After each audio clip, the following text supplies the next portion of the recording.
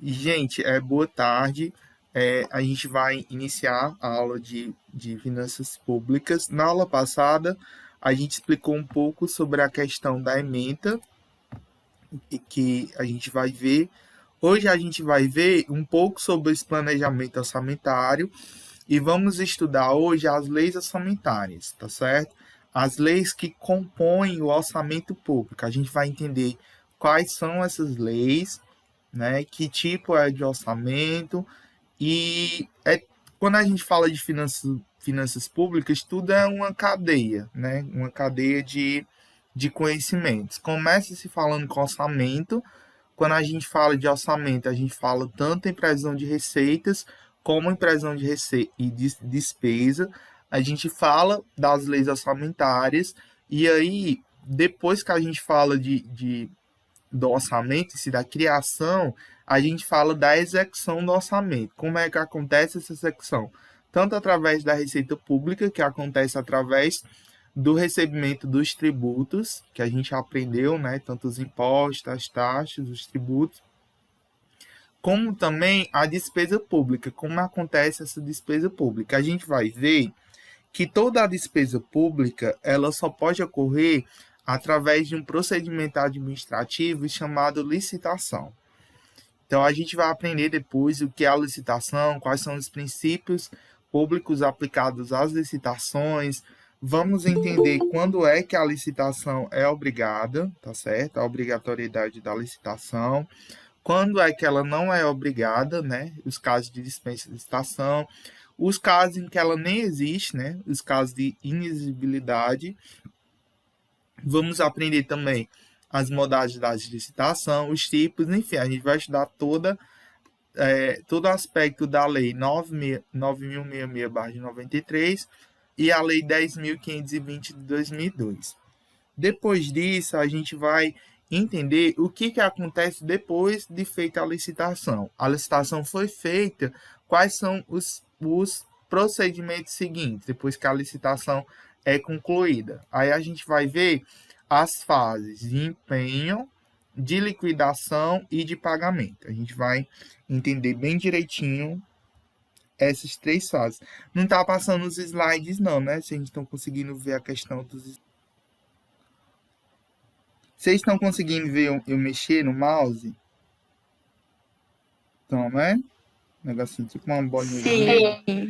Pronto, agora vai dar certo. Que eu tava mostrando os slides, vocês estavam escrevendo, vocês não estavam vendo, mas agora vai dar certo. Pronto. Depois que é feita a licitação, depois que a licitação ocorre, nós temos três fases, que é a fase do empenho, a fase da liquidação e a fase do pagamento. A gente vai entender depois o que corresponde cada fase, o que corresponde, quais são os procedimentos e o que compreende cada fase depois da licitação. Depois do pagamento, ainda pode ocorrer réis a pagar, né, e despesas de exercício de anteriores. A gente vai entender depois o que é isso e como funciona.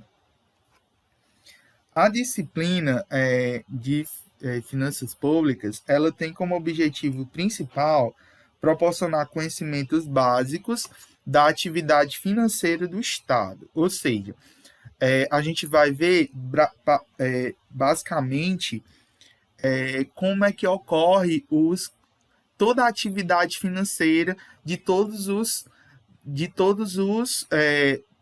órgãos públicos, tá certo? Então, ela fornece para os alunos uma forma tanto para quem vai trabalhar diretamente em órgãos públicos, né? Para quem vai estagiar em órgãos públicos, como também para aqueles alunos que vão estagiar em empresas que contratam com a administração pública. A gente tem no estágio algumas empresas que participam de licitações, tá certo? E aí, essas empresas, elas vendem para o Estado. Então, essa disciplina, ela serve tanto de conhecimento primordial e principal para aquelas pessoas e para aqueles alunos que vão estagiar em empresas públicas, como também para aqueles alunos que vão estagiar em empresas privadas que vendem para o Estado. E aí, para vender para o Estado, tem que participar de licitação, e aí a empresa tem que conhecer, né? Tem que conhecer o que é licitação, então é interessante que todos vocês conheçam, né, a legislação pertinente às finanças públicas. Então, vamos ver aqui as leis orçamentárias, né? A gente vai entender que o orçamento público, ele é formado por 3 leis. A gente vai estudar essas 3 leis hoje. Então, a gente vai conhecer os conceitos e noções de orçamento público, aula de hoje, né?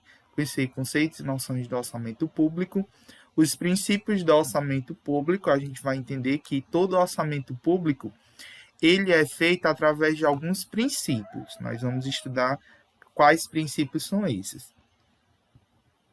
E aí, nós vamos estudar também as 3 leis orçamentárias. O plano plurianual, que é o chamado também de PPA, a LDO, que é a Lei de Diretrizes Orçamentárias, e a LOA, que é a Lei Orçamentária Anual. A gente vai entender o que é cada uma dessas leis. A gente vai ver que a LOA é praticamente o orçamento propriamente dito. A LDO, ela serve como diretriz para a elaboração da LOA. É como se fosse um passo a passo. Primeiro eu faço a LDO e depois que se faz a LOA. Tá certo? Mas a gente vai entender bem direitinho como é que ocorre esse processo. Então, o objetivo da aula de hoje é compreender o conceito e o processo do orçamento público. Mas antes de falar de orçamento público e de falar, né, dessas leis orçamentárias, é importante entender o que é a administração pública. Durante todo o curso, né, vocês estudaram apenas as finanças da administração privada, né, tanto na disciplina de contabilidade de custos, de administração financeira orçamentária, contabilidade básica, todas essas disciplinas, elas se voltam para a administração de empresas privadas. Mas como é que ocorre a administração pública? Primeiro, o que faz parte da administração pública? Então, a administração pública é o conjunto de órgãos, serviços e agentes do Estado que procuram satisfazer as necessidades da sociedade, tais como educação, cultura, segurança, saúde, etc. Né? Ou seja, a administração pública é a gestão dos interesses públicos por meio da prestação de serviços públicos, sendo dividida de 2 formas, né? A administração direta e a administração indireta. A Nayane perguntou: a administração pública se refere às empresas em geral ou somente à empresa pública separadamente?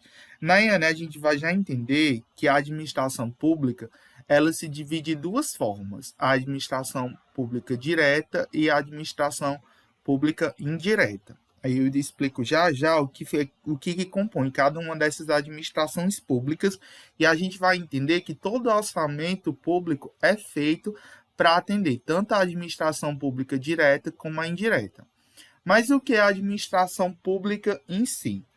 A administração pública em si são todos os órgãos que compõem o governo, o Estado, seja o Estado no âmbito da União, dos estados ou dos municípios, tá certo? E aí esses órgãos públicos, eles servem justamente para ofertar serviços à sociedade que são serviços primordiais e que nem sempre a iniciativa privada tem interesse de ofertar, como, por exemplo, a segurança, né? A polícia, por exemplo. Não existe polícia privada. A saúde, por exemplo. Nós temos no Sistema Único de Saúde. É direito do Estado, né, oferecer saúde para todos. Existe uma rede privada? Existe, mas o Estado também oferece, né, saúde de forma gratuita pelo SUS. A educação. Nós temos, é dever do Estado ofertar educação para todos, em todos os seus níveis. A educação ele é um direito objetivo e é um direito obrigatório do Estado, né? Por mais que no ensino superior, por exemplo, no ensino superior é um direito subjetivo. O indivíduo ele pode escolher ou não se quer fazer uma faculdade, mas é obrigação do Estado ofertar universidades públicas. Se a gente for fazer uma comparação, por exemplo, lá nos Estados Unidos não existem universidades públicas. Todas as universidades dos Estados Unidos são privadas. Se uma pessoa quiser fazer faculdade nos Estados Unidos, vai ter que pagar para aquela faculdade. É tanto que, quando um filho nasce, a família começa desde cedo a poupar para a faculdade daquela criança, né? Daquele indivíduo. Então, assim, a administração pública, ela serve justamente para ofertar serviços que são, de certa forma, essenciais e que, de certa forma, a iniciativa privada não fornece. Então, essa administração pública, ela se divide de duas formas. A administração pública direta e a administração pública indireta. A administração pública direta é aquela exercida pelo conjunto de poderes da União, dos estados e dos municípios. O que é essa administração pública direta? É o Estado em si, são os poderes em si, tanto da União, dos estados e municípios e os seus órgãos correlatos. Por exemplo, vocês estão estudando numa escola que faz parte da administração pública direta. Vocês estudam vocês estudam em uma escola que faz parte do estado do Ceará, que é contratada através da SEDUC. Então, vocês fazem parte de uma escola que funciona através de recursos públicos, né? Quem paga o meu salário é o Estado, né? Contratado através de uma empresa terceirizada chamada Centec, né? Mas o Estado paga os professores, paga toda uma estrutura para que vocês possam estudar, né? Então, a administração pública, ela é ligada a todos os poderes, seja ele dos poderes executivo, legislativo, judiciário. Então, todos os órgãos são esses órgãos que compõem a administração pública direta. E a administração pública indireta, que é exatamente o que a Nayane perguntou, né? Essa administração pública indireta, né? Que ela falou lá de empresas públicas. A gente vai ver que a administração pública indireta, ela faz parte, né? Quem é que faz parte, né? Na administração pública indireta, o Estado transfere a sua titularidade ou execução das funções para que outras pessoas jurídicas ligadas a ele possam realizar. Então, a administração pública indireta é composta pelas autarquias, pelas fundações, pelas sociedades de economia mista, pelas empresas públicas e outras entidades do direito privado. Por exemplo, o Centec. O Centec a qual eu sou vinculado, né? É uma instituição da administração pública indireta. Ela é uma entidade de direito privado, mas que recebe recursos, né, para a manutenção da administração pública indireta. Naine perguntou assim: uma escola municipal é administrada pela Secretaria Municipal, no caso, Secretaria Municipal de Educação, né? E pela Prefeitura indiretamente, ou não é assim? Vamos entender aqui, Naine. O que é que faz parte da administração pública direta e o que faz parte da administração pública indireta? Faz parte da administração pública direta todos os órgãos vinculados, tanto à União, estados e municípios. A Secretaria de Educação é um órgão ligado ao município, tá certo? No caso, o município de Icó. Então, todas as escolas que fazem parte daquele município fazem parte da administração pública direta, tá certo? Aí, vamos lá, o exemplo aí que Larissa falou.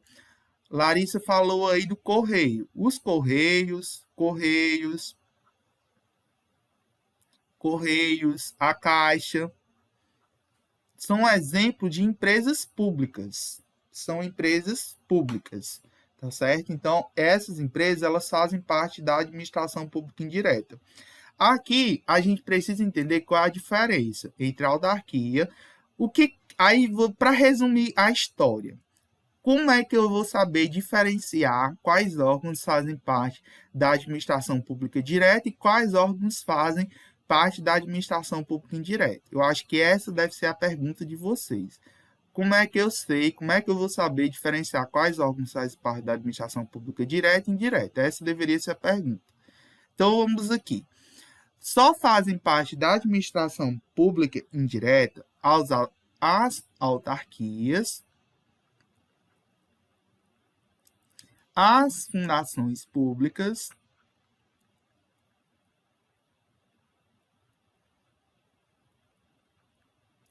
as sociedades de economia mista,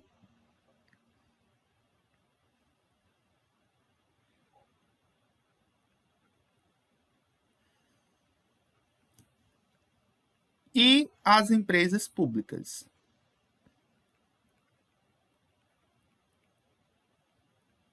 E outras entidades, mas eu vou explicar só essas. Pedro, e qual é a diferença de autarquia para fundações públicas, para a sociedade de economia mista, para empresas públicas? Né? Deixa eu só ver aqui o chat. Antônio Chaves colocou assim: a direta é que o Estado faz por conta própria, a indireta ele paga para os fazeres. Não é que paga para os outros fazerem. É como se fosse assim: a administração pública direta ela é governada diretamente por Estado. É como se fosse assim: todas elas funcionam com dinheiro público, tá certo? Só que a diferença é que esses órgãos que compõem a administração pública indireta, eles têm mais autonomia. Eles têm autonomia e aqui não tem autonomia. O que é isso, Pedro? Quer dizer que, por exemplo, todos os órgãos que fazem parte da administração pública direta, eles vão funcionar de acordo com os poderes políticos que compõem esses órgãos.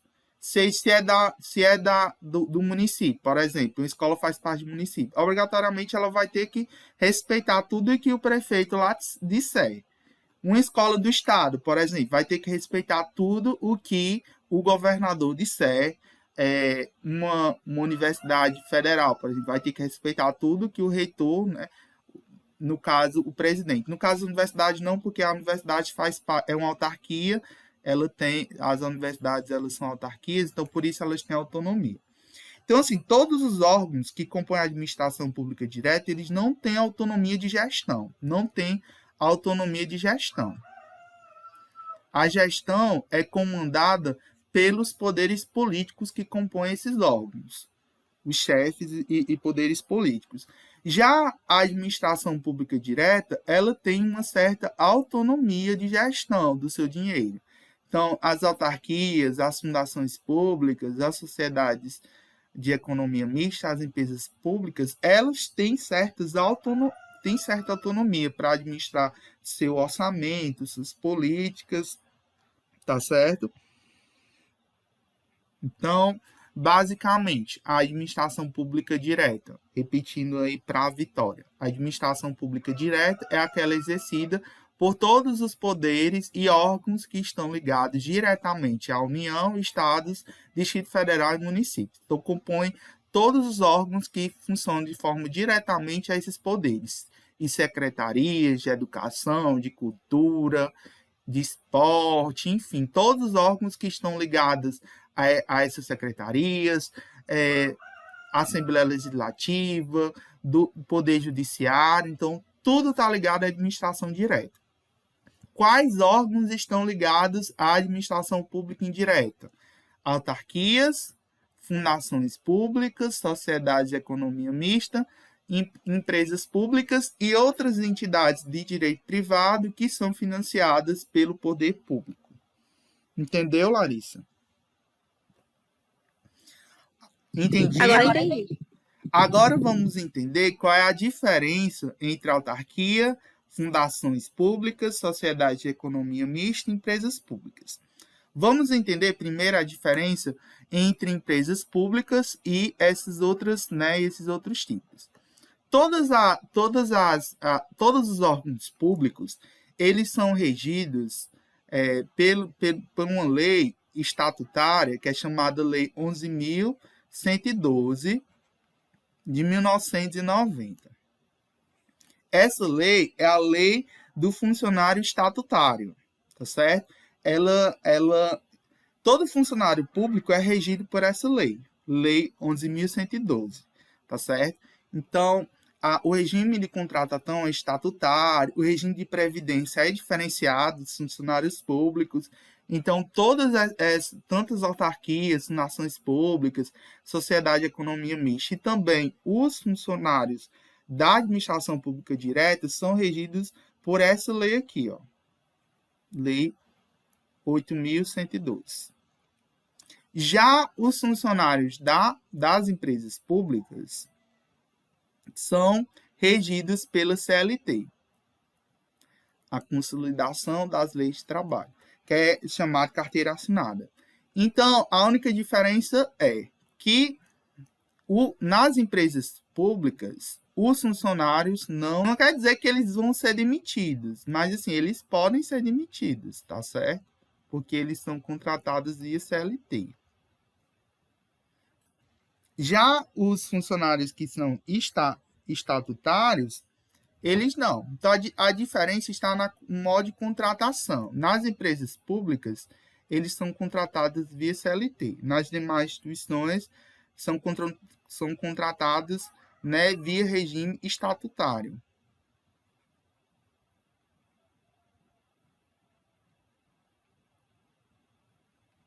Que é o regime público. A CLT é a Consolidação das Leis Trabalhistas do Trabalho, que é exatamente o regime normal, né, onde as pessoas são contratadas via carteira assinada.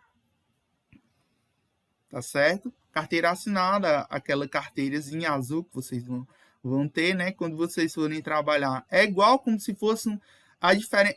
Vocês, por exemplo, quando conseguirem um emprego na iniciativa privada, vocês vão ser contratados via CLT, né? Via um contratado com carteira, uma carteira normal, né? Carteira de trabalho. E aí vão ser regidos pela CLT, pelas leis trabalhistas. Os funcionários das empresas públicas também são regidos por essa lei aqui, pela lei da Consolidação das Leis Trabalhistas. Já os outros são regidos por essa outra lei aqui, ó, Lei 8.112, que não vai ser foco desta aula.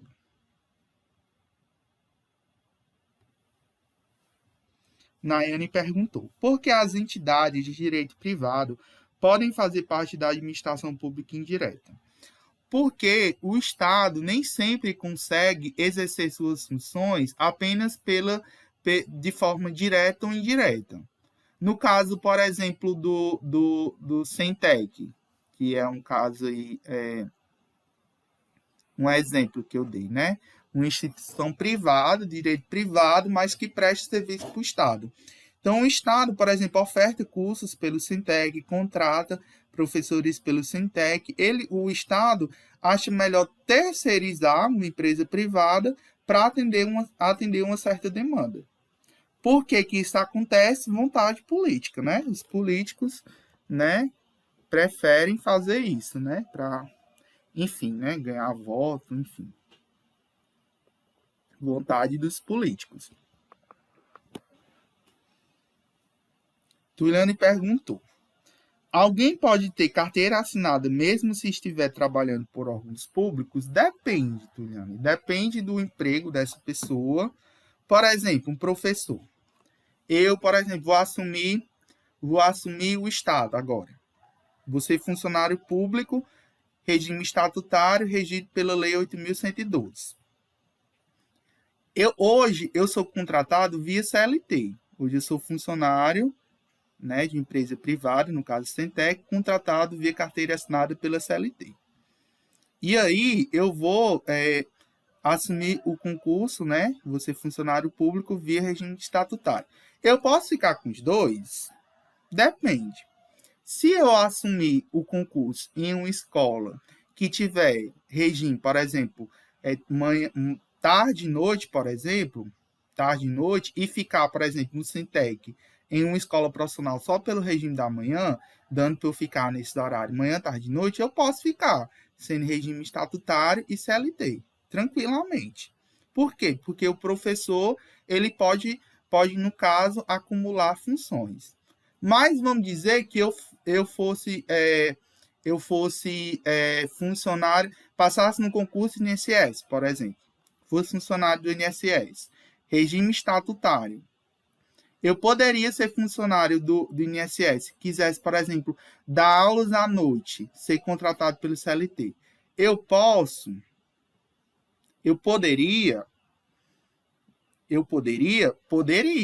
também, né?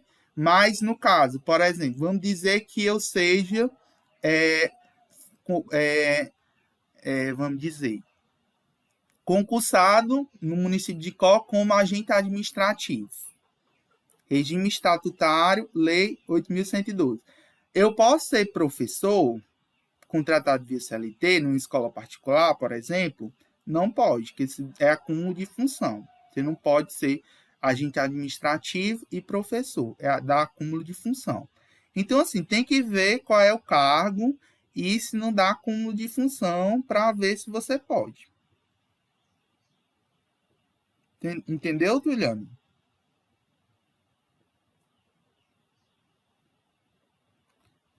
Entendeu ou não? Larissa perguntou: por que ter carteira assinada depende tanto da profissão? Não, carteira assinada serve para todas as empresas de direito privado, né? Se você vai contratar com uma empresa privada, obrigatoriamente você vai ser contratado via CLT, carteira assinada. No caso da administração pública indireta, você só é contratado via CLT se for uma empresa pública. Quais são as empresas públicas que nós temos hoje no Brasil? Correios, Caixa Econômica e Petrobras. Só esses três. Solamente. Só esses três. Entendeu, Larissa? Entendido? Empresas públicas para as demais? Entendido? Empresa pública. Agora vamos para sociedades de economia mista. Sociedades de economia mista, como o nome propriamente já diz, ela tem uma economia mista, ou seja, ela é formada de parte de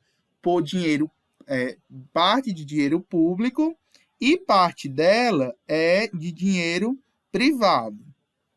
Exemplo de sociedade de economia mista: Banco do Brasil. O Banco do Brasil é uma sociedade de economia mista.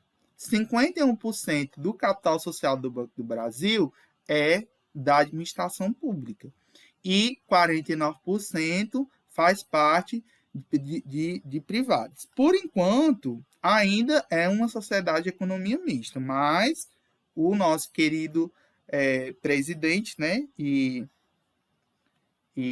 ministro da Economia querem privatizar, né, vender todinho. É uma boa? Se é uma boa, não sei, né? Eu acho que não, mas vamos lá. Entendido que são sociedades de economia mista. No Brasil, nós só temos o Banco do Brasil, só tem esse.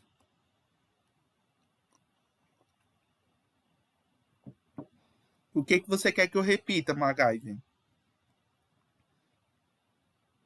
Sociedade de economia mista. Pronto.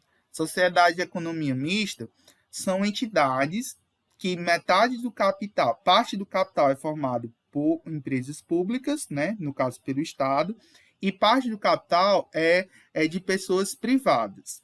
Então, assim, no Brasil nós só temos uma única instituição que é de sociedade de economia mista, que no caso é o Banco do Brasil. 51% do capital do Banco do Brasil é público e 49% faz parte dos acionistas, né, que investe no Banco do Brasil.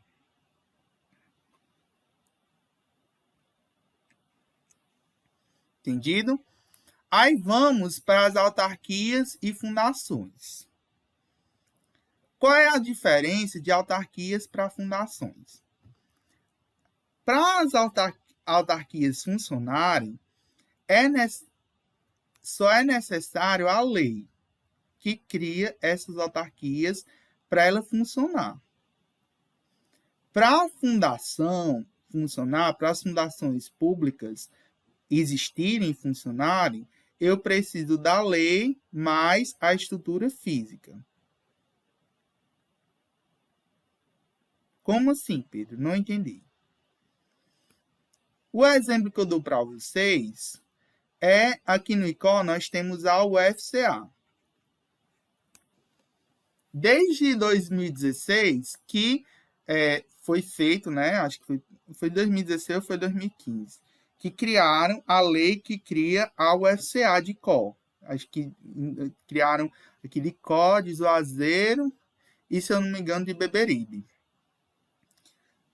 Criaram a lei. Então, mesmo que, por exemplo, hoje não tenha um prédio próprio, a UFCA passou por todo esse tempo sem prédio próprio, mas a universidade existe e ela vai continuar existindo enquanto a lei dela não for revogada. Enquanto a lei que criou a UFCA de ICO existir, ela ainda existe, mesmo que não exista prédio. Enquanto a lei existir, aquela autarquia existe. Então, exemplo de autarquia, algumas universidades, né? UFCA, UFC, exemplo de autarquia também, o SAI de ICO é uma autarquia, tá certo? Existe ela, existe o prédio. Prédio e as fundações. Não, menino Kaique perguntou, se é do estado do Ceará? Não. A UFCA faz parte da União. É a Universidade Federal do Cariri. Ela é administrada pelo nosso querido presidente, né? Bolsonaro. Então, depende de lei federal. Recursos federais. Sim. Aí, qual é a diferença de autarquia para a fundação pública? A fundação pública, obrigatoriamente, eu tenho que ter a estrutura física para funcionar. Exemplo de fundação pública, a UES.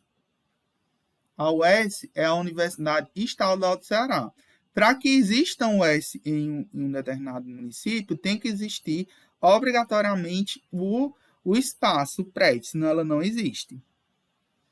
Pedro, e qual é a diferença entre autarquia e fundação? Para a autarquia funcionar, eu só preciso da lei. Enquanto a lei que criou aquela autarquia existir, a autarquia existe e ainda recebe recursos. A fundação pública, eu preciso da lei do espaço físico. Se não existir o prédio daquela fundação pública, não existe a fundação pública. A única diferença é isso. E por que a UES é uma fundação pública e a UFC é uma autarquia? O governo, na hora que ele foi criar, ele decidiu, vamos criar a fundação pública que já precisa do terreno já para funcionar. Ainda não tem terreno definido, como no caso nós, no CEA de ICO. Então, vamos criar a lei, vamos criar como autarquia. Um dia, quando o município se resolver doar o terreno, a gente constrói lá a UFCA de ICO. Entendido?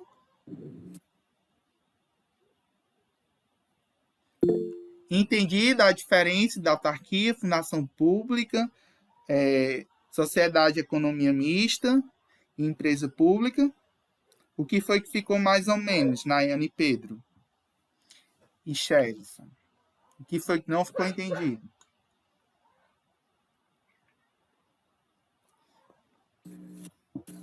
Pedro. Tudo é brincadeira, né? Oi, Kaique. Vocês não entenderam nada? No caso das escolas municipais aqui de ICO, elas entram na administração pública indireta ou direta em relação à prefeitura, né? Exatamente. São escolas que são vinculadas à Secretaria Municipal de ICO, então fazem parte da administração pública direta.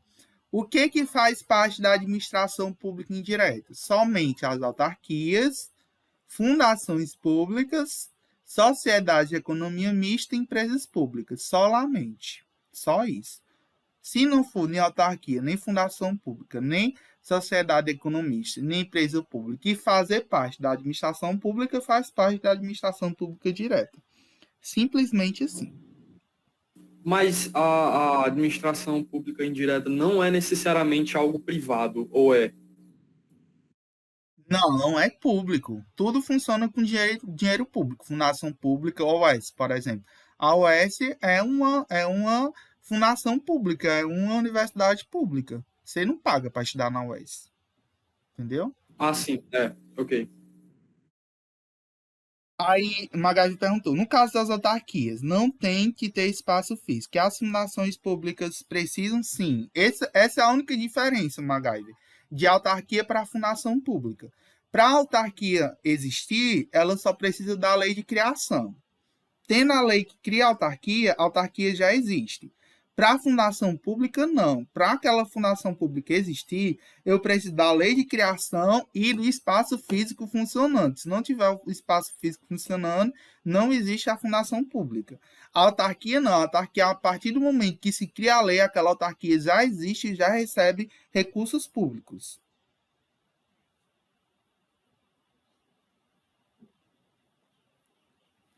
Eu não sei como é que eu falo de linguagem formal, Larissa. Não, como é que eu posso falar de forma informal? Vocês têm que aprender os termos técnicos. Gente, deixa eu abrir aqui um novo slide, porque vocês estão com muita dúvida. E aqui já está um ninho de mafagafos. E eu acho que eu não fiz outro slide. Fiz não.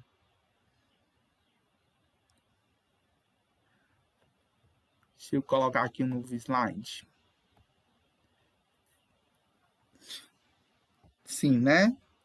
Pronto. Vamos resumir aqui os BO para ver se vocês entendem. A administração pública é dividida de duas formas. A administração pública direta e a administração pública indireta.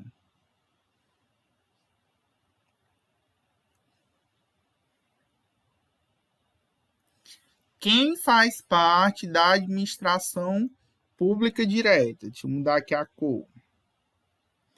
Todos os órgãos compõem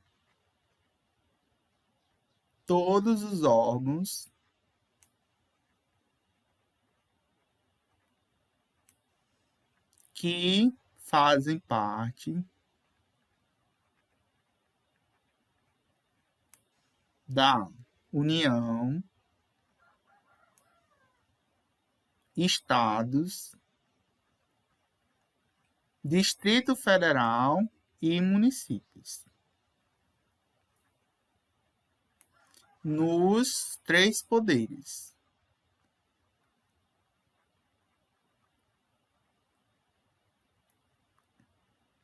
Executivo, legislativo,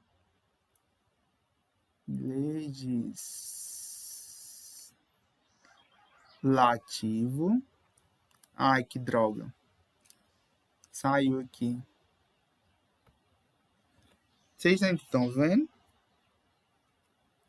Legislativo e judiciário. Vocês ainda estão vendo, né? Sim, né? Pronto. Então, a administração pública compõe de todos os órgãos que fazem parte da União, estados, Distrito Federal, nos três poderes, executivo, legislativo e judiciário. E a administração pública indireta, quem é que faz parte? As autarquias, as fundações públicas,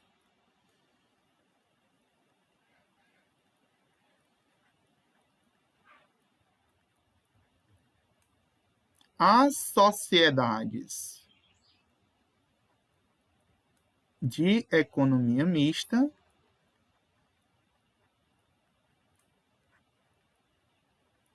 e as empresas públicas.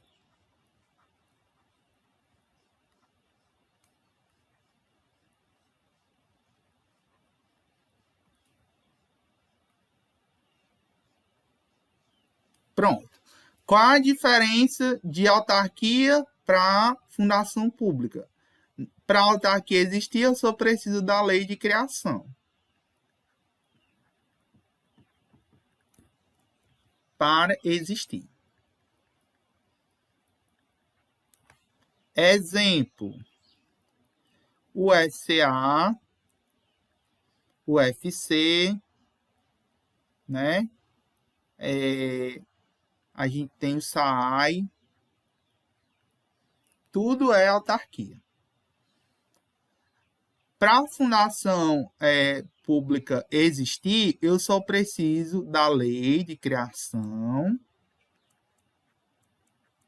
mais o espaço, o prédio, né? O prédio construído. Exemplo: o S, CAGES,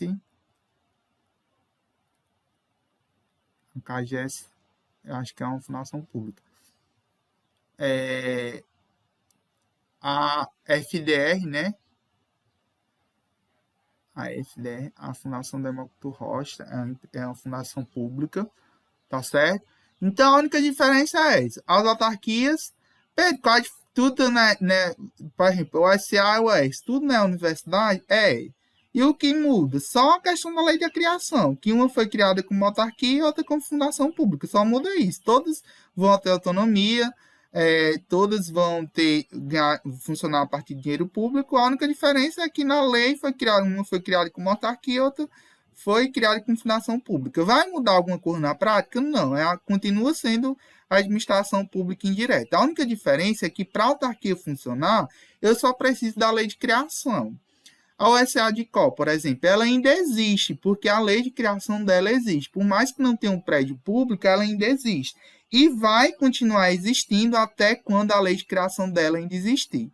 Quando revogarem a lei de criação dela, deixa de existir a USA. Entendeu? Quando um dia decidirem destruir, revogar a lei de criação da USA de Có, ela vai deixar de existir. Por mais que ela não tenha um prédio ainda hoje funcionando, ela ainda existe porque a lei de criação dela existe. Entendeu? Entendido? Autarquia e fundação pública. Saudades de economia mista. Parte do capital é público.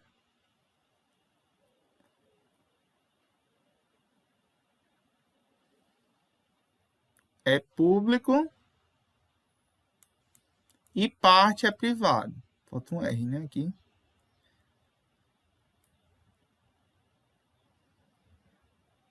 Exemplo: Banco do Brasil.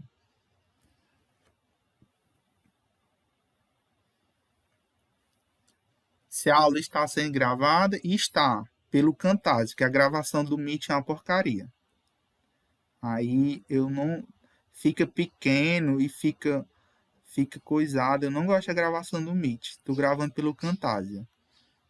Empresas públicas. As empresas públicas funcionam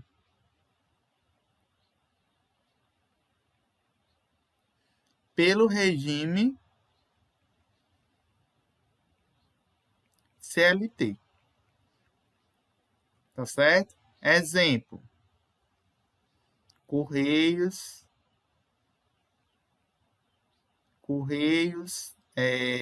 Caixa, Petrobras, Eletrobras, eu acho que também. Acho que no Brasil. Aí tem uma televisão também, que eu acho que é a empresa pública, que eu acho que é a... Eu não estou lembrando, mas tem uma televisão que é do governo, que também é uma empresa pública. Que eu estou me lembrando só essa.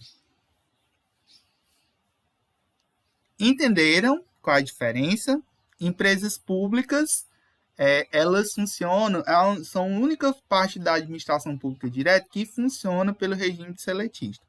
Pedro, e venhamos e convenhamos, qual a diferença novamente da empresa pública, da administração pública para a administração direta.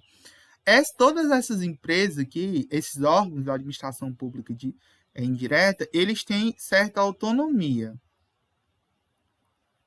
tanto administrativa como através do orçamento. Já a administração indireta, elas não têm tanta autonomia, os órgãos, né? Não têm tanta autonomia, porque ela vai obedecer basicamente ao poder político.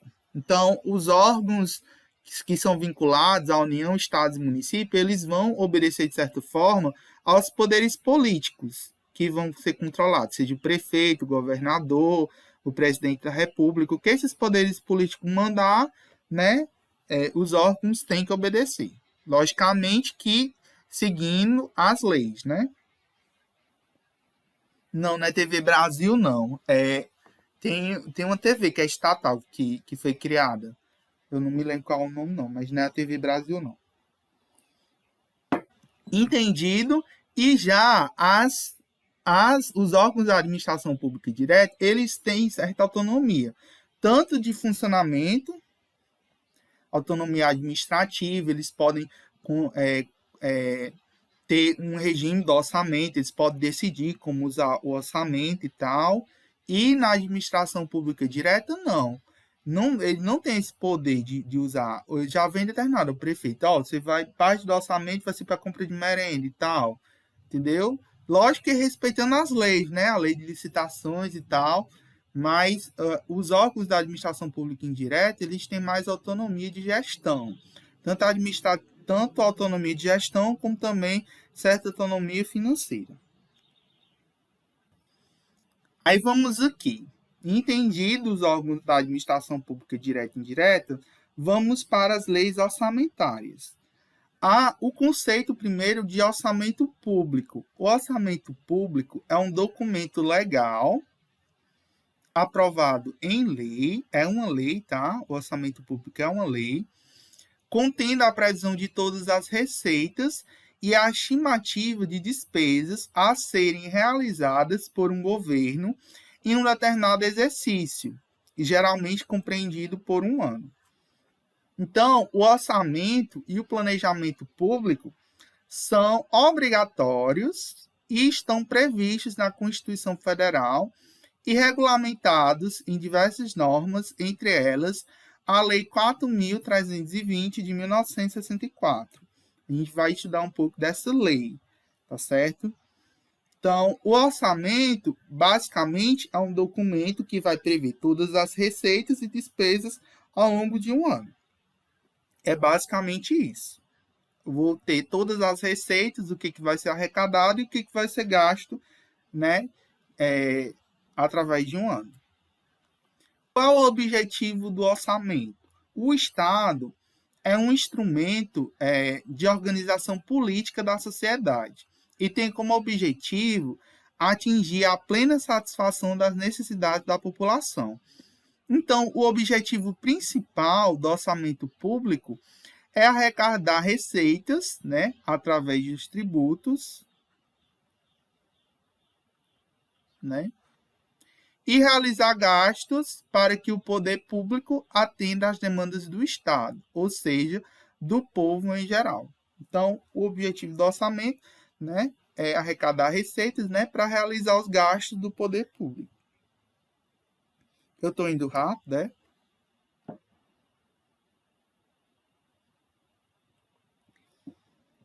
É para eu repetir o que? O objetivo?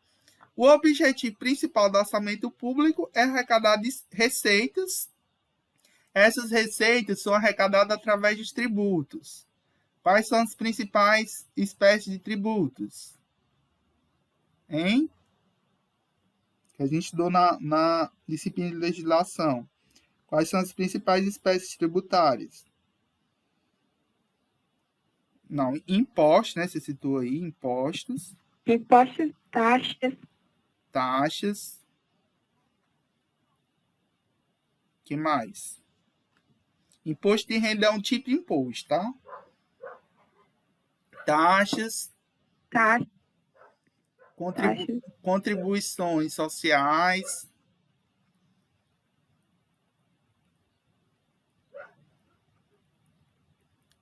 contribuições de melhoria.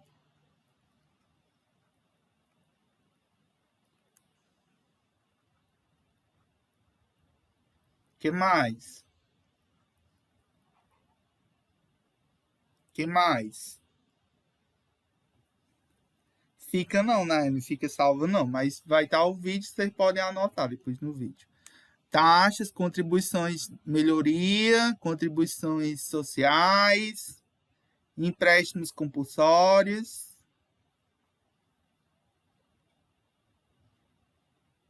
O que mais? É só isso? Ou você vai esquecer? Hein? O que mais? IPVA é um imposto. IPVA é imposto, Kaique. Já está na categoria. Segundo o Google, é contribuição especial, é verdade? Já que já é outro tipo. O último tributo. Exatamente. Contribuições especiais. Amo o Google. Mas vocês deviam saber isso de cabeça, sem pesquisar pelo Google. Então, vamos lá. Impostos. Aí, aqui nos impostos, se subdividem nos impostos federais, estaduais e municipais. Aí, aqui, o Kaique disse um exemplo de um imposto estadual, né? O IPVA. Já o Sherlison já disse um exemplo de um imposto federal, né? O imposto de renda. Mas tem outros impostos federais, né? Tem o imposto de renda, tem o imposto de importação, imposto de exportação, o ITR, que é o Imposto Territorial Rural. Aí tem o que mais? Acho que são 11 impostos, é um monte de impostos, não vou lembrar de tudo não. IPTU é municipal, viu? O Pedro disse aí. IPTU, ITBI e o ISS, são tudo municipal. O estadual, IPVA, ICMS e o ITCMD. ITCMD.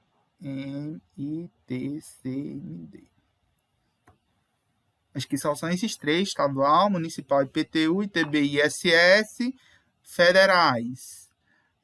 Imposto de importação, exportação, ITR, o IGF, que é um imposto de grandes fortunas, que até hoje não foi criado. O que mais? Eu acho que eu só estou lembrado desses. Pronto, vamos lá, né? Aí pediu só para repetir. Pronto. Qual o objetivo principal do orçamento público? É arrecadar os tributos, as receitas e realizar os gastos do poder público para atender às demandas do Estado. Só isso. Não tem mal o que explicar, não. O objetivo principal do orçamento público é arrecadar as receitas através dos impostos. Dos impostos, não, através dos tributos, porque não existe só imposto, não.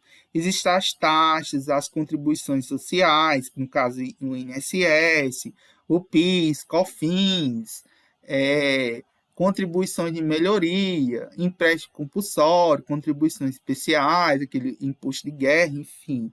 São todos esses tributos aí. E esses tributos, eles servem justamente para realizar os gastos. Então, vamos lá. Os princípios orçamentários. Os princípios orçamentários têm o objetivo do nosso estudo, né, de constituírem um conjunto de regras jurídicas que devem ser observadas na elaboração, aprovação, execução e controle do orçamento, bem como da gestão financeira.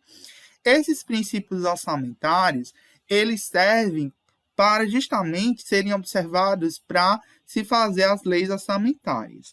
E quais são esses princípios orçamentários? Né? Vamos lá. O primeiro princípio orçamentário é o princípio da legalidade. E esse princípio está previsto no artigo 5º inciso 2º da Constituição Federal.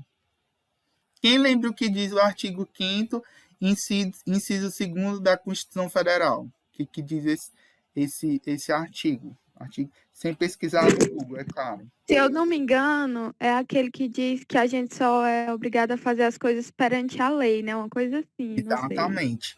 O artigo 5º, inciso 2º da Constituição Federal, diz que ninguém será obrigado a fazer ou deixar de fazer qualquer coisa, senão em virtude de lei.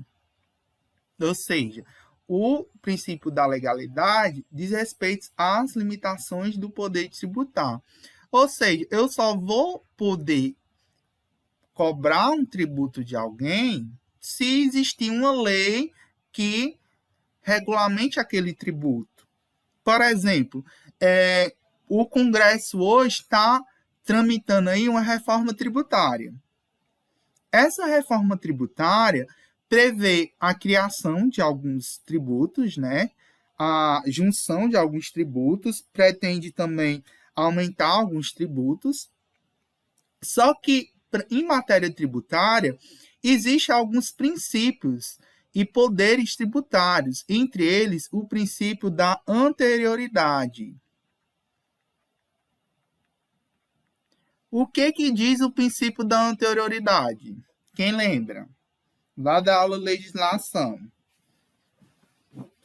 O que diz o princípio da anterioridade? Ninguém lembra? Diz que eu não posso cobrar um tributo, nem cobrar aquele tributo que foi criado ou aumentado no mesmo exercício em que ele foi criado. Não se pode cobrar um tributo ou que ele seja majorado ou diminuído naquele mesmo exercício. Então, por exemplo, o governo resolve criar um tributo hoje. Ele criou-se um imposto novo. Ele já pode ser cobrado no outro mês? Não pode. Só pode ser cobrado no próximo exercício, no próximo ano. Então, assim, Não, prazo de 90 dias... Tem a anterioridade de 90 dias. Vai depender do tipo de imposto, tá certo? Tem impostos que respeitam a anterioridade nonagesimal, que é essa de 90 dias. Tem tributos que respeitam só a anterioridade anual.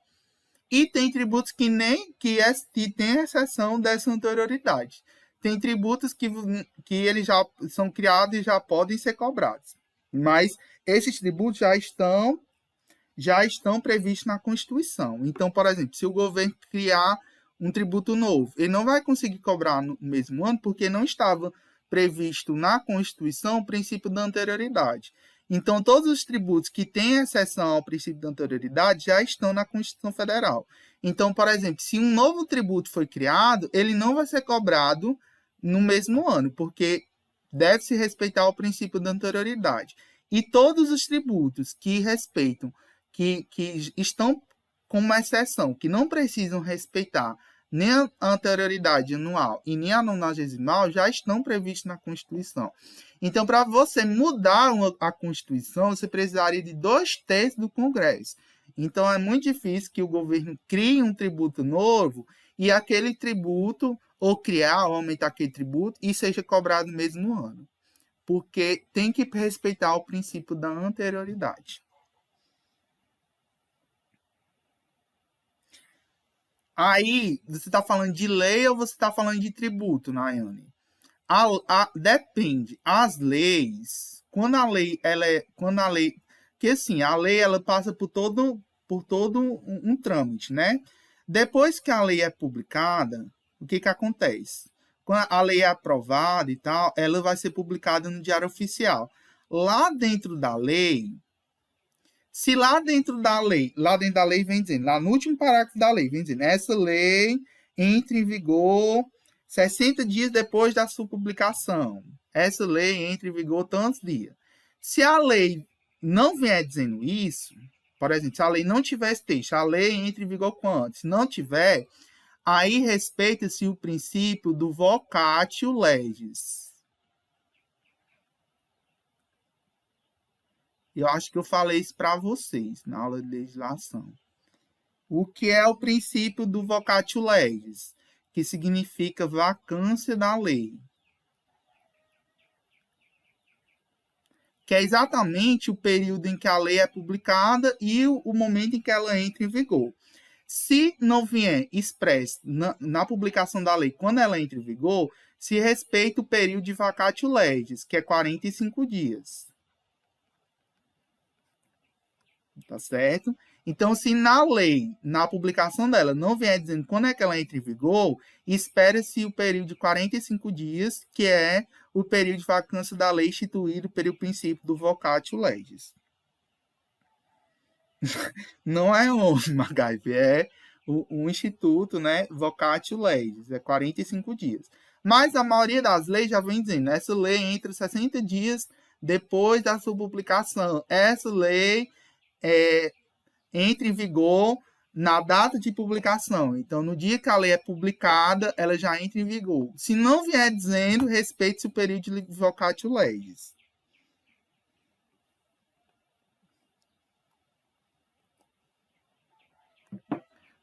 Entendido? Aí vamos aqui. Princípio da unidade. Uma única lei deve ser prevista todas as receitas e gastos dos poderes da União, ou dos estados ou do município. No caso, eu não posso ter 2 orçamentos para o mesmo ano. Eu só posso ter um único orçamento. Então, numa única lei, eu tenho que ter todas as receitas e despesas dos 3 poderes da União. Tá certo? Por isso que demora tanto para elaborar o orçamento, porque tem que respeitar esse princípio da unidade. Só posso ter um único orçamento para cada ano. Princípio da universalidade. A lei orçamentária anual, que é a LOA, tá certo? A lei orçamentária anual deve trazer em peça única a previsão de todas as receitas, bem como a autorização de todas as despesas da União direta e indireta. O que isso quer dizer? Além de ser única, né? De ser única, o orçamento ser único, ou seja, não existe mais de orçamento, ele deve ser universal. O que isso quer dizer? Universal. Eu tenho que ter tudo. Tem que ter todas as despesas e todas as receitas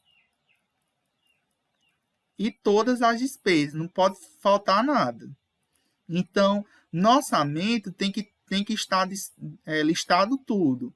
Tanto as despesas como as receitas. Então, unidade tem que ser único, não pode ter mais de um orçamento.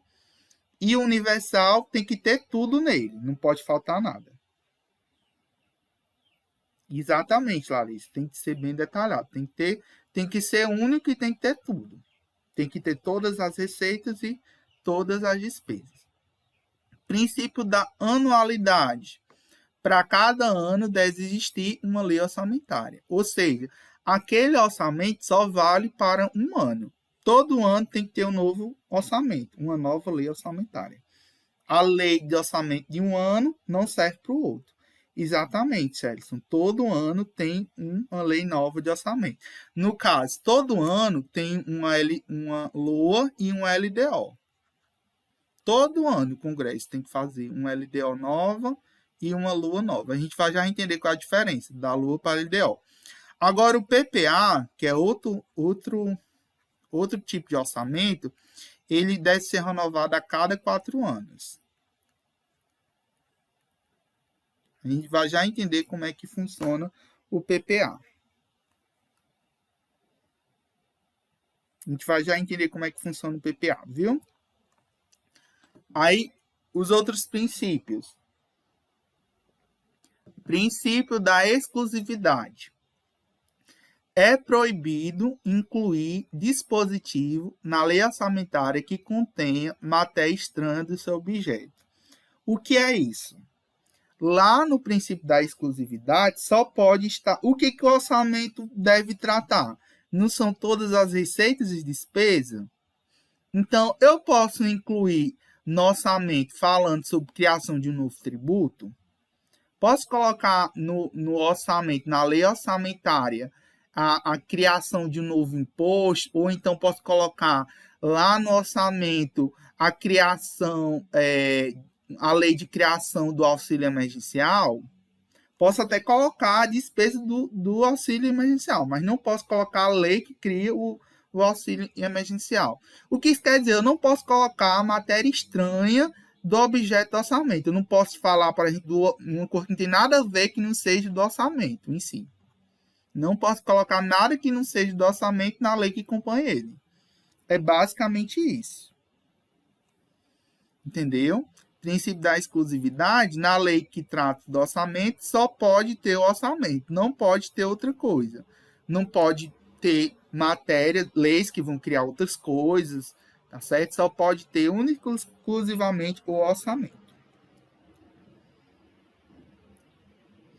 Vamos aqui. Princípio do orçamento bruto. Esse princípio estabelece as receitas e despesas devem ser demonstradas na LOA pelos seus valores totais. O que significa? Todas as receitas e despesas têm que ser discriminadas em valores totais. O que é isso? Por exemplo, merenda escolar. Lá na LOA, eu tenho uma previsão de receita, tenho uma previsão de despesa que eu vou gastar, por exemplo, o município de Icó, eu vou gastar R$1 milhão com merenda escolar. Eu preciso discriminar que desse R$1 milhão, R$30 mil vai para a escola A, 50 mil vai para a escola B, 60 mil vai para a escola C? Não precisa. Eu preciso apenas discriminar os valores totais. Tá certo? Pareceu aquele negócio que teve das compras do executivo, né? Que tinha lá milhões de chiclete, aí leite condensado. Exatamente. Porque, exatamente, ótimo você ter comentado isso. Lá foi lançado, foi publicado, né, recentemente. O governo gastou 1 milhão e tanto com leite condensado. Esse leite condensado foi para onde? Foi só para o Palácio do Planalto? Não, foi para a Foi União. pro exército também, né? Vai Eu para o vi que- exército, vai para todos os órgãos porque lá é valor total, vai para todos os órgãos lá do governo federal. Foi A mulher do Bolsonaro disse que ele comprou desse tanto porque ele gosta de comer pão com leite condensado todo dia de manhã. Aí depois falou que era pro exército. Que amor. Mas isso ela disse de forma. Porque o povo não entende as coisas. Aí acaba que a imprensa é toda contra ele, né?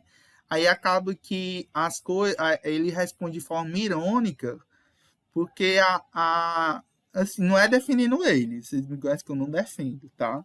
Não defendo. Mas eu também vi que o cálculo bateu lá e que era, por exemplo, uma caixa de leite condensado por mês para cada pessoa do órgão, uma coisa assim. Bateu o Mas cálculo. não é só por aquele órgão. Eles colocam valores totais, mas é para todos os órgãos lá daquilo. Quando se fala de orçamento e tal, previsão da despesa, é para todos aqueles órgãos. Então vem com valor total. Não foi só para aquele órgão específico, foi para vários órgãos. Aí a imprensa meio que manipula, né, para mostrar, mas lógico que é exorbitante, né? Não estou justificando, dizendo que é correto ou não, mas a gente tem que saber também ponderar, né? Saber o correto. Vamos lá. Princípio do equilíbrio orçamentário. A lei orçamentária, a LOA, né? A lei orçamentária anual, deverá manter equilíbrio do ponto de vista contábil, vocês devem ter estudado, né? O ponto de equilíbrio com síntese, entre os valores de receita e despesa. O que é isso? Quer dizer que, ao elaborar o orçamento, eu não posso colocar mais despesa do que o que eu vou arrecadar com receita. Como é que vamos dizer que eu coloco no orçamento que eu vou gastar 4 trilhões de reais se eu não arrecado isso em tributos? Eu só não arrecado 4 trilhões. O orçamento público é basicamente isso, 3 trilhões, 4 trilhões. Como é que eu vou colocar 4 trilhões se eu arrecado 3? Existe, não fecha a conta. Como é que você gasta mais do que você ganha? É igual a pessoa no fim do mês, né? Se eu ganho um salário de R$ 1.045, como é que eu gasto 2.000? Não fecha essa conta, né? Então, o orçamento ele tem que primar pelo princípio do equilíbrio orçamentário. Tem que manter o equilíbrio nos valores de receita e despesa. Outros princípios, tá acabando, são os últimos 3. Princípio da clareza. A estruturada, né? O princípio ele deve ser estruturado e os elementos devem facilitar a compreensão de pessoas que não tenham conhecimento técnico do campo das finanças públicas. Ou seja, o orçamento ele deve ser elaborado de forma clara para que qualquer pessoa que, entre aspas, seja leiga, né, possa compreender o que está exposto lá. Até porque essa lei tem que respeitar o princípio da publicidade, né? Todo orçamento ele tem que ser público, ele tem que ser publicado em diário oficial. E deve ser tomado público para que todas as pessoas saibam o que foi posto no orçamento. Tá certo? Então, todos os atos e fatos públicos, em princípio, devem ser acessíveis à sociedade. E, por último, mas não importante, o princípio da impessoalidade. A ideia de que a administração tem que tratar isonomicamente todos os administrados. O que isso quer dizer? Eu posso, por exemplo, prever no orçamento o gasto de R$ 1 milhão para comprar cerveja só para o Exército, para beneficiar só o Exército. Eu devo comprar isso, cerveja, posso comprar um milhão e tal, 20 milhões com leite condensado e colocar 20 o mesmo orçamento que vai para leite condensado, né, 20 milhões, colocar o mesmo orçamento para desenvolvimento e pesquisa no país. Eu posso... Bolsonaro tem minhoca de cabeça. Posso. Chiclete. Pois é, né? O orçamento ele deve respeitar o princípio da impessoalidade. O que diz esse princípio? Eu não posso utilizar o orçamento para privilegiar pessoas, né? Não para determinadas pessoas, até porque o orçamento é de todos. Eu não posso tratar de maneira diferente pessoas utilizando dinheiro público, né? O orçamento público. Ou, em teoria, eu não poderia, né? Em teoria, né? Mas a lei é uma coisa, a aplicação da lei é outra, né? Então vamos lá. Pronto. Agora a gente vai ver cada um dos tipos de orçamento, começando pelo plano plurianual. Ele é o primeiro orçamento que é feito, tá certo? Antes de eu fazer a LOA e LDO, primeiro é feito o PPA, que é o plano plurianual. Como o nome diz, né? Plano plurianual, quer dizer o quê? Que é mais de um ano, né? Pluri dá a ideia de quê? De mais de ano, né? Mais de um ano. No caso aqui, o plano plurianual, ele é formado por 4 anos. Ele tem duração de 4 anos. Ele está previsto no artigo 165 da Constituição Federal. E é o planejamento estratégico de médio prazo. Ele é um planejamento estratégico de médio prazo da administração pública e tem por finalidade estabelecer de forma regionalizada as diretrizes, os objetivos e as metas, né? É o que a gente chama de DOM. Diretrizes, objetivos e metas. O objetivo do PPA é expressar o que deve ser realizado pela administração pública no período de 4 anos. Então, aqui, quem faz o PPA? Quem faz o PPA é o chefe do executivo, tá certo?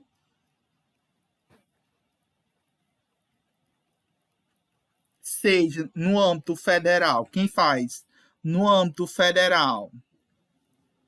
Quem faz o PPA no âmbito federal é o presidente da República. No âmbito estadual, quem elabora o PPA são os governadores. E quem faz o PPA no âmbito municipal é a prefeita, os prefeitos, né? Na próxima aula, eu vou trazer o PPA da cidade de Icó, para vocês darem uma lida. Vocês conhecerem e verem como é formado o PPA na próxima aula. A gente acha onde esse PPA? Na internet. É só procurar que tem. Deve ter no site do município. É obrigado a ter publicado. Todas as leis, orçamento, ele tem que ser público. Eu tenho que conseguir achar na internet. Com certeza tem. Que eu tinha um anterior. Acho que eu não tenho desse o mais recente, mas eu vou pesquisar. Mas eu acho que eu tenho um anterior, que acabou agora. O último acabou agora, né? Que esse ano. Mas já deve ter um novo já. Aí eu vou procurar. Então, o objetivo do PPA é expressar, né, o que deve ser realizado pela administração pública no período de 4 anos, refletindo as situações a serem alteradas pela implementação de um conjunto de iniciativas. Então, aqui, ó, nesse plano plurianual, o gestor público, né, o presidente, o governador, o prefeito e tal, ele vai planejar o que ele vai fazer no período de 4 anos, se ele pretende fazer alguma obra pública, o que ele pretende gastar, o que ele pretende construir, o que ele pretende implementar, e quanto é que ele vai gastar para fazer isso. Então, é como se fosse um planejamento de médio prazo, ao longo desses 3 anos. Tá certo? Aí, quando e como se elabora um PPA, né? Primeira elaboração. Ao assumir o mandato, quando assume o mandato, em seu primeiro ano, o chefe do Poder Executivo elabora o planejamento de gastos. Então, no primeiro ano, o chefe do Poder Executivo vai elaborar todo o planejamento de gastos.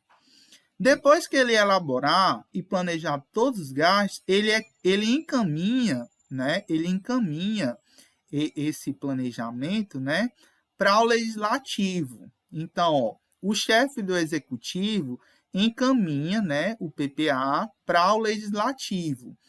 E o legislativo tem um prazo máximo de 4 meses antes do encerramento do primeiro exercício financeiro do mandato para aprovar. Tá certo? Então, por exemplo, ele tem no máximo 4 meses antes do encerramento do primeiro exercício financeiro do mandato para mandar. Então, vamos lá, dezembro, novembro, outubro, setembro. Pronto, ele tem até setembro, no caso, do primeiro mandato para aprovar. Então, por exemplo, a prefeita que assumiu esse ano, o novo mandato, ele encaminha, né, para o Poder Legislativo Municipal, no caso a Câmara de Vereadores, e a Câmara tem até setembro para aprovar o plano plurianual. É porque, Kaique, venceu, ele vai elaborar um novo PPA agora, mas eu vou procurar. No caso, o PPA deve ter até 2021. Você vai achar até 2021. Que é exatamente esse que você achou. 2018, 2019, 2020, 2021. Tá certo. 2018, 2019, 2020, 2021. Porque assim, o PPA ele funciona da seguinte forma. Ó, ele funciona 4 anos. Só que, por exemplo, o chefe do executivo, por exemplo, esse ano não foi um novo mandato, o gestor anterior, que estava aqui em 2020, ele já elabora o orçamento já para o gestor seguinte. Então, por exemplo, vamos dizer que a prefeita não tivesse ganho esse ano. Então, ela ia governar com o PPA elaborado pelo gestor anterior. Sempre é assim. Então, sempre é 4 anos. Aí a gente vai ter depois o PPA de 2022 até 2020, acho que 25. 2022, 2023, 2024, 2025. que ainda vai ser elaborado, mas o mais atual é esse, 2018, 2019, 2020, 2021. Tá certo? Vamos entender como é que funciona. Aqui são os 4 anos, né? No primeiro ano do mandato, o chefe do executivo governa com a proposta do PPA do seu antecessor e elabora e caminha o PPA para os próximos 4 anos. Então, no primeiro ano de mandato, como o gestor está assumindo, ele vai governar com o PPA do gestor anterior. E ele vai próprio elaborando seu próprio PPA ao longo desse ano, que vai ser aprovado. No segundo ano de mandato, o chefe, né, trabalha com PPA aprovado pelo Legislativo. É o primeiro ano de prática do seu planejamento. No terceiro ano de mandato, é o segundo ano de execução do PPA. No quarto ano de mandato, é o terceiro ano de execução do PPA. E aí, no próximo governo, né, que vai ser o quarto ano do PPA, já vai ser o primeiro ano de mandato de outro chefe do executivo. Entendeu? Entenderam aí vocês? Entendeu, Jennifer, os demais? Sim, né? Pronto. Aí depois que ele é encaminhado, o PPA, ocorre a aprovação dele. Quem aprova sempre é o Poder Legislativo. Esse Poder Legislativo depende de qual é o chefe do Executivo. Se for o prefeito, no caso, o chefe do Executivo Municipal, quem aprova é a Câmara dos Vereadores. Se for o plano plurianual do Estado, quem aprova é a Assembleia Legislativa Estadual. E se for o PPA da Presidente da República, né, quem aprova é o Congresso Nacional, que no nosso caso é bicameral, né, formado pela Câmara dos Vereadores e pelo Senado Federal.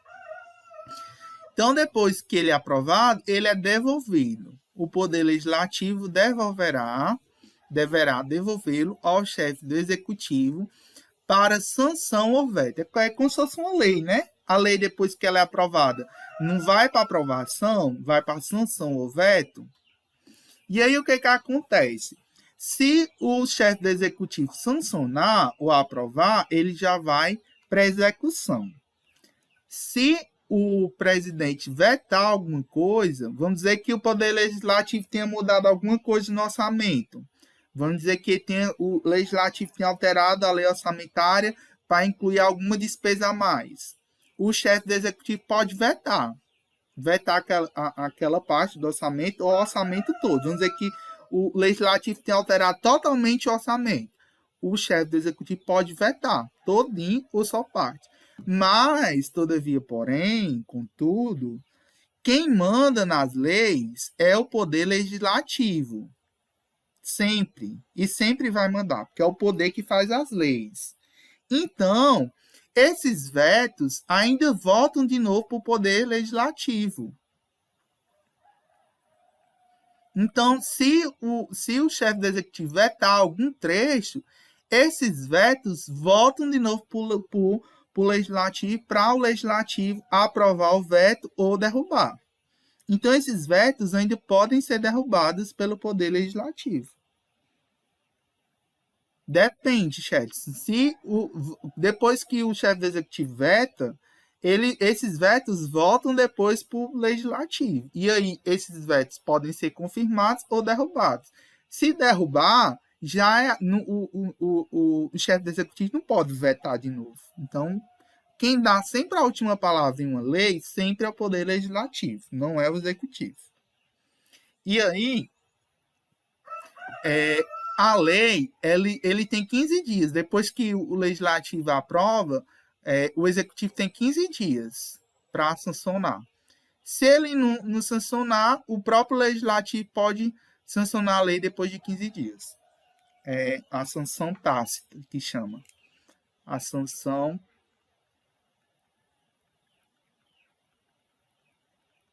tácita. Depois de 15 dias, se o chefe do Executivo não sancionar a lei, o próprio Legislativo sanciona. Depois de 15 dias. Pedro. Oi. Pode falar. No caso, quem é que aprova o PPA dos prefeitos? a Câmara de Vereadores, é o Legislativo Municipal. Eles que aprovam o PPA dos prefeitos. Tem até, tem até setembro do primeiro mandato do prefeito para aprovar. Então, tem até setembro desse ano para aprovar o PPA. Esses próximos 4 anos. Aí, tem a legislatura. Pode falar. Desculpa interromper, mas bem rapidinho. Mas, tipo, ele, normalmente, eu acho, né, seja prefeito, seja o pessoal federativo, ou, sei lá, presidente, eles normalmente não conseguem executar todo o PPA nesses 4 anos, né? Vocês têm que entender o seguinte, o PPA, ele é um planejamento de médio prazo. Então, pode ter coisas que justamente elas podem ser cumpridas ou não. Tá certo? Não é obrigação. O próprio orçamento, a própria LOA, tem coisas que foram previstas na LOA que estão previstas lá, mas que não podem, que de certa forma não foram possíveis de ser executadas. Aí que dinheiro retorna para os cofres públicos e é executado no ano seguinte. Não existe uma obrigação. Tá lá no orçamento e o chefe do executivo vai ter que cumprir. É lógico que é dever do legislativo cobrar que aquele planejamento seja executado. Ou seja, o legislativo, que é o poder do povo, né? É o poder do povo, ele deve ficar vigiando o executivo justamente para saber se o orçamento está sendo cumprido à risca, né? Então, nós, enquanto sociedade, nós devemos vigiar o chefe do Poder Executivo e saber exatamente se eles estão cumprindo, né? Cumprindo com suas obrigações, se eles estão cumprindo o que está previsto no orçamento. Sim, aí vamos aqui para a legislatura. As legislaturas, elas têm período de 4 anos, tá certo? Os vereadores,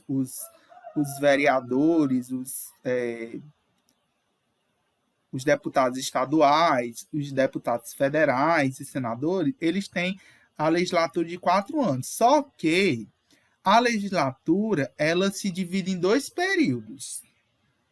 Por exemplo, vocês devem ter acompanhado recentemente que nós tivemos eleição na Câmara e no Senado, não foi? Nós tivemos eleição para a Câmara, para presidente da Câmara e do Senado. Vocês devem ter acompanhado isso na televisão, não acompanhar isso. O que é sessão legislatura? O que é a sessão? A sessão é exatamente os trabalhos. É o período em que os representantes do povo, os representantes do legislativo, ou seja, os vereadores, deputados estaduais, federais e senadores trabalham. Então, eles só trabalham de 2 de fevereiro até 22 de dezembro. É o período da sessão legislativa. Ou seja, o Poder Legislativo só trabalha de 2 de fevereiro até 22 de dezembro. Entendeu? Eles têm um mês aí, eles têm esse período aí de férias, de 23 de dezembro até 1º de fevereiro de férias. Tem esses diazinhos de férias. Então, a sessão legislativa é o tempo de trabalho. Eles trabalham de 2 de fevereiro até 22 de dezembro, né, do ano. Está previsto na Constituição Federal, no artigo 57. Aí vamos para os períodos legislativos. Os períodos legislativos tem 2. Nós temos 2 períodos legislativos, né, que se dividem no ano. Né? Você sabe que os deputados eles têm férias 2 vezes no ano, né? Então, o primeiro período vai de 2 de fevereiro até 17 de julho. Aí, depois do dia 17 de julho, eles têm 15 dias de férias. Aí, eles só retornam em 1º de agosto. Vai de 1º de agosto até 22 de dezembro. Então, esses são os períodos, né? A sessão legislativa vai de 2 de fevereiro até o dia 22 de março. E os períodos, né? Eles são chiques, né? Tem férias 2 vezes no ano. Eu trabalho de 2 de fevereiro até 17, né? E sendo que os presidentes, né? Os presidentes, eles só têm 2 anos de mandatos. Então, a cada 2 anos, a cada 2 anos se trocam os presidentes.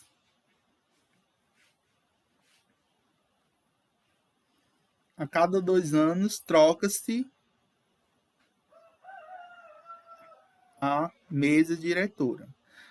Troca-se não, elege-se, né? Vou até botar aqui, elege-se. Que é por meio de votação. Uma nova mesa diretora.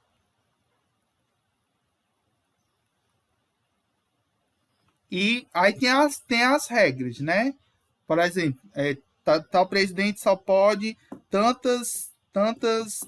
parece que, por exemplo, os presidentes da Câmara só pode, parece que é 4 legislaturas. Ou seja, ele só pode ficar só 4 anos naquela função. Depois dos 4 anos, ele não pode mais, que foi o caso do Rodrigo Maia, né? Já tinha passado e não podia se renovar. O Davi Alcolumbre também, o Senado parece que só são 2 anos. Então, ou são 4, sei lá. Tem que ver isso daí, eu não me lembro mais, mas eu acho que só são 4 anos que pode ficar cada presidente da Câmara e do Senado. Dos estados, vai de acordo com a lei estadual e dos municípios também, vai de acordo com a lei municipal, essa questão da legislatura. Mas no âmbito federal, muda-se a cada 2 anos. Aí vamos aqui. E aí, o PPA, ele tem iniciativa do presidente da República, tá certo? No caso do âmbito da União, né? Dos estados, do governador e dos municípios do prefeito. Pronto, já está praticamente 2h50, né? Já está passando a aula, e vai ficar isso daqui para a próxima aula, tá certo? Eu vou encerrar aqui.